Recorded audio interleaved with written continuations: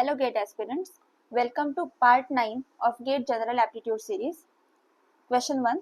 When she fell down from the dash, she received many dash but little help. The words that best fill in the blanks in the above sentence are.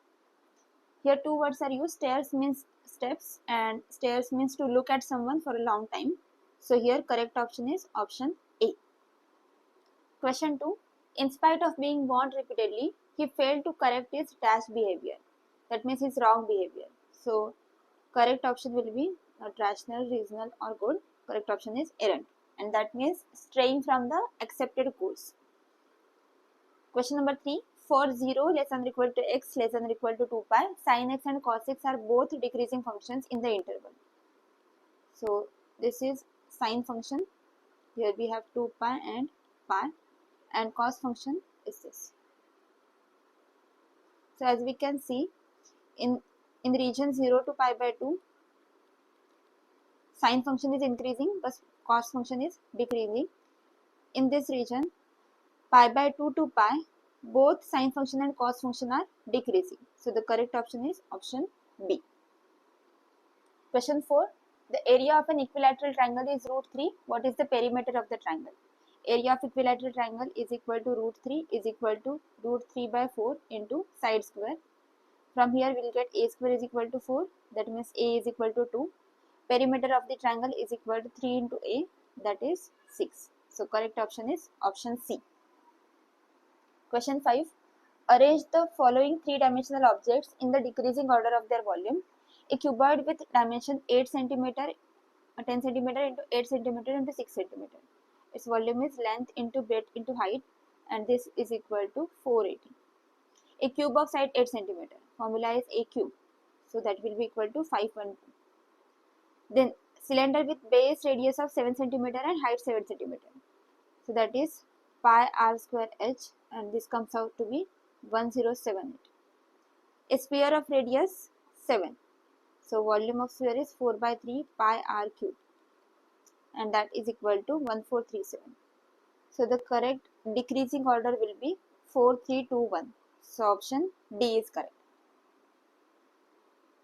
An automobile travels from city A to B and returns to city A by the same route. The speed of the vehicle during onward and return journey were constant, 60 km per hour and 90 km per hour. What is the average speed in km per hour for the entire journey? Average speed V average is equal to total distance travelled upon total time taken. So let us assume this distance is x. So total distance travelled will be x plus x. Total time taken during forward journey, that will be equal to distance upon velocities, that is x by v1, and for reverse journey it will be x by v2. So this is equal to 2v1 v2 upon v1 plus v2, and here v1 is equal to 60 and v2 is equal to 90 is given. By putting these values we will get 2 into 60 into 90 upon 60 plus 90. This is equal to 72. So option A is correct. Next question. A set of 4 parallel lines intersect with each other. A set of 5 parallel lines. How many parallelograms are formed? So to make a parallelogram, out of these 4 parallel lines we have to choose 2 lines, and out of these 5 parallel lines we have to choose 2 lines. So this many ways are possible. So that is 4 factorial upon 2 factorial upon 2 factorial into 5 factorial upon 3 factorial 2 factorial, and this is equal to 60. Option C is correct. Question number 8.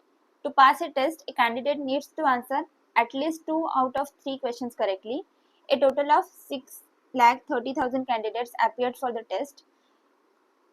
A question A was correctly answered by 3,30,000 candidates. Question B was answered correctly by 2,50,000 candidates. Question C was correctly answered by 2,060 candidates.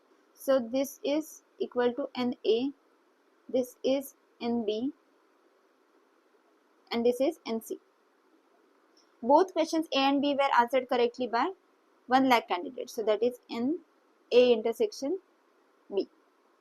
Both questions B and C were correctly answered by 90,000 candidates. So that is B intersection C. and A and C by 80. So A and C. If the number of students answering all questions correctly is same as the number of students answering none, how many candidates failed to clear the exam? The number of candidates who didn't appear for exam, let it be X, so that N of X will be equal to this 6,30,000 students minus N of E. And it is given that this is equal to N A intersection B intersection C. Now N of U can be written as N of A plus N of B plus N of C minus N A intersection B minus N B intersection C minus N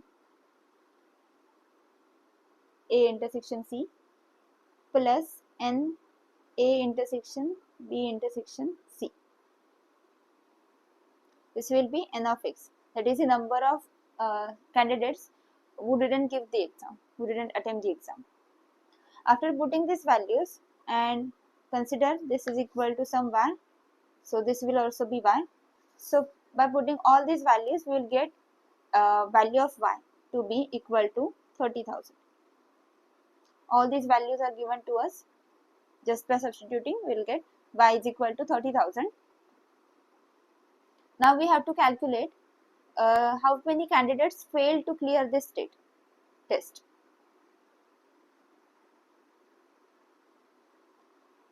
Now consider this many people attempted question A, this many people attempted question B, and this many C. This is Y. Now we have to calculate the candidates who passed this test, that means this particular region. And other than that, the rest of the people have failed the exam. Now this is Y and that is 30,000. Now A intersection B, that is equal to 1 lakh. That means this portion is 30,000. This portion. Then for B and C, it is 90,000. So that means this portion will be 90,000 minus 30,000. So that is 60,000. And this is A intersection C, which is 80,000. 80 minus 30, that is 50,000. And plus this 30,000 in between. So that means total number of students who pass this exam will be 70,000 plus 60,000 plus 50,000 plus 300,000. That means number of students who pass the exam, that is equal to 2,10,000. That means the rest of the people have failed the exam. Total candidates were 630,000, out of which 210 passed. So the remaining 4,20,000 people failed the exam. So option D is correct. Question number 9. If x square plus x minus 1 is equal to 0, then what is the value of x raised to 4 plus 1 upon x raised to 4? From this, we can write x square plus x is equal to 1. X in bracket 1 plus x is equal to 1 by x.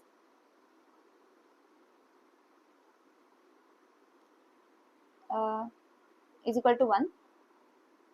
So from here, x plus 1 is equal to 1 by x. So x minus 1 by x is equal to minus of 1. Let us take square on both sides. So that will give us x square plus 1 by x square minus 2 is equal to minus 1 square. So we are taking square on both sides. That will be equal to 1. So x square plus 1 by x square is equal to 1 plus 2, that is 3. Now take square on both sides. So that means x raised to 4 plus 1 upon x raised to 4 plus 2 into x square into 1 by x square. So that is 2. This is equal to 9. So x raised to 4 plus 1 upon x raised to 4 is equal to 9 minus 2, that is 7. So option C is correct. Question number 10.